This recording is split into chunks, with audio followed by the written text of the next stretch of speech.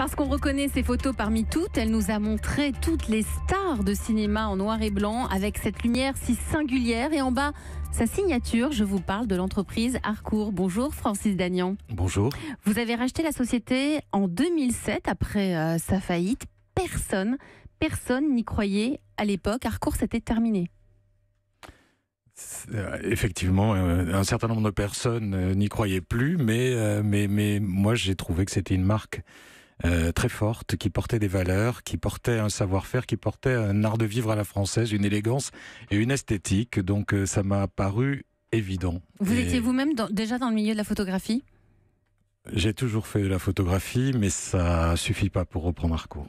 Mais je connaissais l'entreprise en général, dans d'autres domaines. C'est la raison pour laquelle cette passion pour la photo plus la connaissance de l'entreprise m'a permis de reprendre. Alors Harcourt, on a tous en tête des photos de ces stars, de ces photos mythiques. Et Harcourt, c'est d'abord une histoire de miracle. C'est ce que je me suis dit en retraçant là, les 84 années.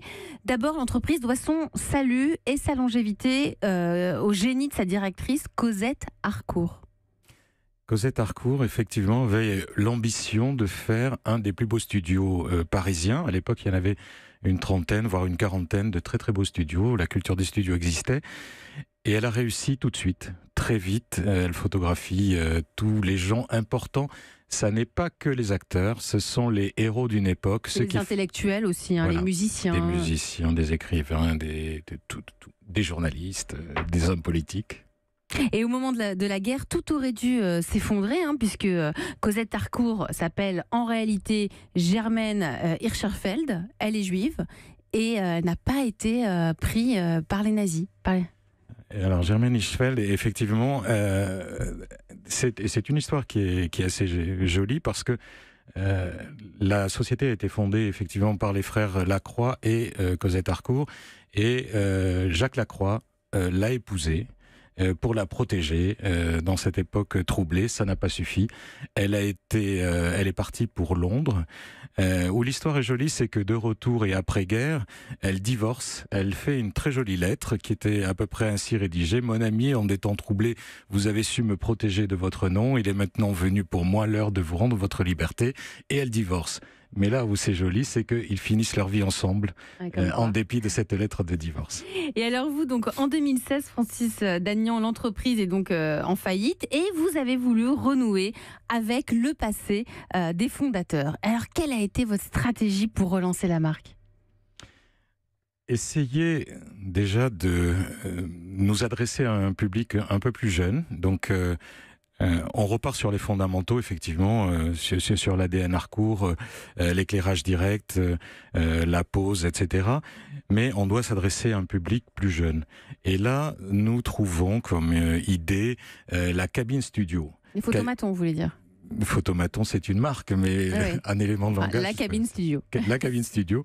Et qui s'adresse à des jeunes. Et là, effectivement, nous pouvons raconter l'histoire Harcourt à des trentenaires, à des jeunes étudiants, et l'idée c'était ça, rajeunir la marque et l'installer dans notre époque. Et attirer donc un public plus jeune. Riyad Boulanoir, le coach. Ouais, qu'est-ce qui a pêché pour faire que cette belle société finalement, elle a été au dépôt de bilan, en faillite, et que vous avez dû la reprendre? C'est quoi qui a pêché pour vous?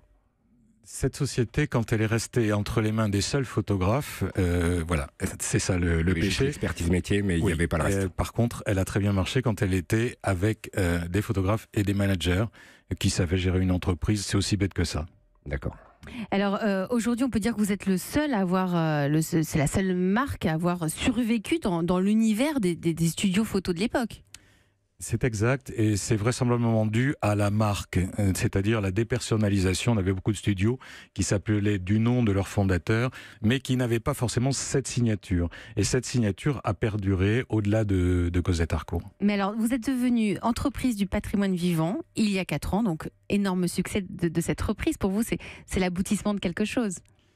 C'est l'aboutissement de tout votre travail. Et de façon immodeste, j'allais dire, c'est mérité, parce que nous sommes vraiment des artisans qui travaillons dans notre échoppe, même si elle est située dans le 16e arrondissement. C'est un véritable artisanat. Un portrait, c'est une vingtaine d'heures, donc on est dans le savoir-faire et l'artisanat à la française. Et combien de salariés chez vous ?